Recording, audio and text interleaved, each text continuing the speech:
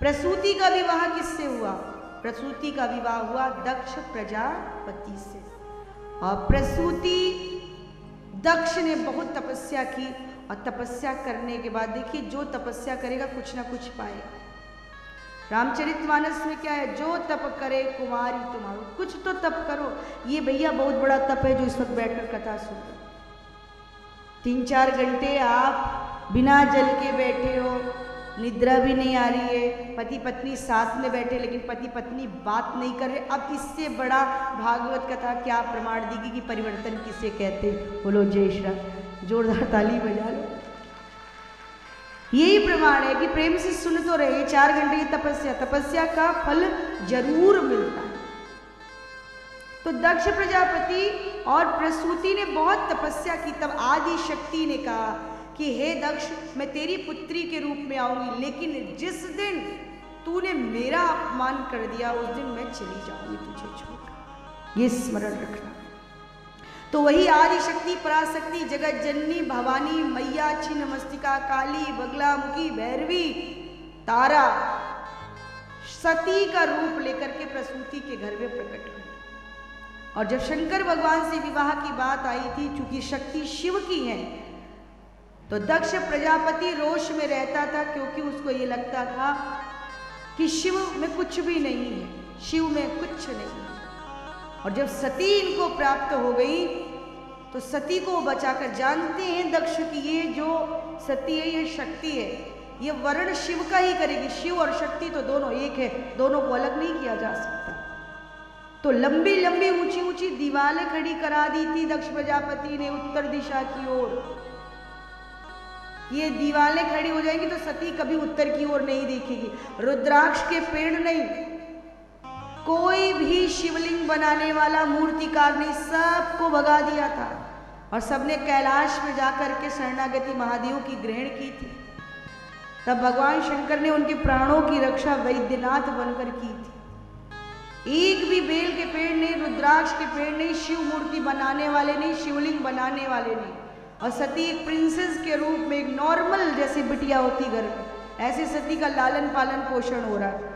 सती जी को ये भी नहीं मालूम कि मैं आदि शक्ति हूँ, पराशक्ति। यही आत्म जागृति जो गुरु शंकर भगवान गुरु होंगे अभी सती जी के। तो बहुत कोशिश के बाद भी दक्ष सफल नहीं हुआ, और जो होना था सो हो गया। एक बार सती जी जा रही थी वन में, नारायण भगवान की पूजा थी, पुष्प लेने। तो अपनी बहनों से साथ छूट गया बीच रास्ते में। और जब साथ छूट गया तो एक असुर इनके सामने, क्योंकि शक्ति पर ही हमला करते हैं लोग अक्सर, शक्ति पर।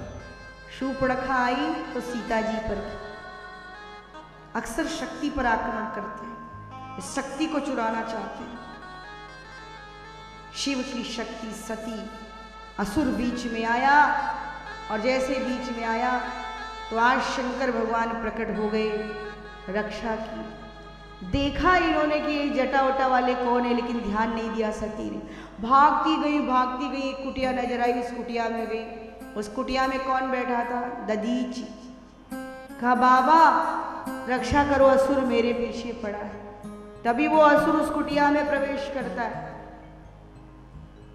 दधीचि जी ने कहा बिटिया आंख बंद करो, नमः शिवाय जाप करने लगे।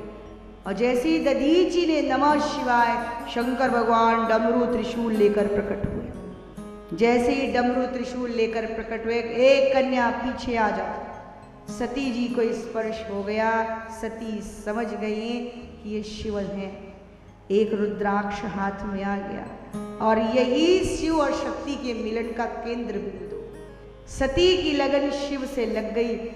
दक्ष ने स्वयंवर का आयोजन किया, शिव भगवान शंकर भगवान को नहीं बुलाया, लेकिन सती की प्रार्थना है कि वरण करूंगी तो शंकर भगवान का करूंगी।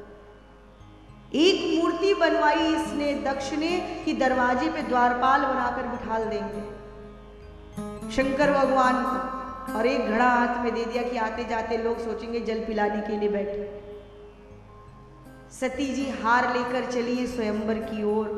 मन में भाव है कि हे देवादिदेव, हे महादेव, मैं तो आपकी हूँ, मैं तो आपका वरण करूँगी। जब आगे बढ़ती जा रही हैं तभी दृष्टि पड़ी मूर्ति के ऊपर। मूर्ति दिखी तो सती जी को ऐसा लगा कि साक्षात देवादिदेव महादेव बैठे। वो माला उठाई और शंकर भगवान के गले में डाल दी। जैसे गले में पड़ गई माला, शंकर भगवान शिव और शक्ति एक हो गए। अपनी शक्ति को लिया, जय जयकार, दक्ष ठगा ठगा रह गया कैलाश लेकर। लेकिन अभी सती जी दक्ष की बिटिया के रूप में, अभी वो शक्ति जागृत नहीं हो रही। शंकर भगवान कहते हैं, सती कुंडलिनी साधने का प्रयास करो देवी। वृत्त में गोले में बिठालते हैं कि हे देवी अपनी शक्ति का स्मरण करो, नहीं कर पाती। रामचरितमानस में ये कथा आई है कि राम जी के कारण दोनों पृथक हुए। वास्तव में ऐसा नहीं है। जो देवी भागवत की कथा है उसमें दूसरे प्रकार से बोली जय श्री राम। वहां पर हुआ ये कि शंकर भगवान ने शक्ति दी सती जी को, लेकिन शक्ति का अभ्यास उन्होंने किया नहीं, तप किया नहीं। इस कारण जब ये घटना घटित हुई कि पिताजी क्या यज्ञ जाना है, समझाया ना जाओ ना जाओ, लेकिन चली गई। जब नहीं मानी तो नंदी को साथ में कर दिया। और ये जानते हैं शंकर भगवान यही गुरु है। आप लोग भी सोचते हो दीदी जी हाथ रखो, दीदी जी हाथ रखो, ये हाथ रखवाओगे क्या होगा मालूम? तैयारी तो करो, थोड़ा जप करो, साधना करो, फिर रखवा लो। शक्तिपात होता है, शक्तिपात बर्दाश्त नहीं कर पाते हैं लोग।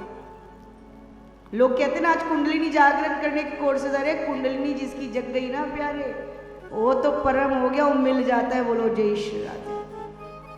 अब तो सती जी चली गई। जैसे ही हिमालय की नगरी पहुंची, किसी ने स्वागत नहीं, सत्कार नहीं, अभिनंदन नहीं। और सुन लो दुनिया वालों, सुख के सब साथी, दुख में कोई नहीं, कोई अपना नहीं है।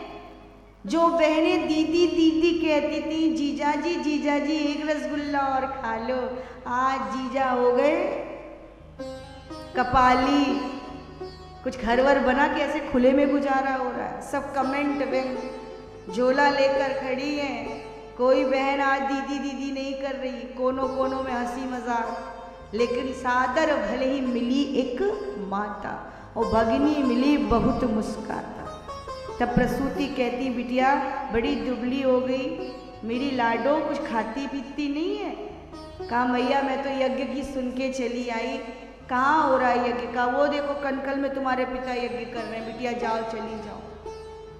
सती मैया धीरे धीरे कदमों से उस यज्ञ की ओर बढ़ती हैं। और जब यज्ञ की ओर बढ़ती हैं तो देखती हैं अरे इतनी सुंदर सुंदर ध्वजाएं, पताका लगी है, सुंदर खुशबू आ रही है, तोरणद्वार सजे हुए हैं। मेरे पिताजी का वैभव, मेरे पिता। अभी शक्ति का जागरण नहीं हुआ है, आदि शक्ति अपने रूप में नहीं है।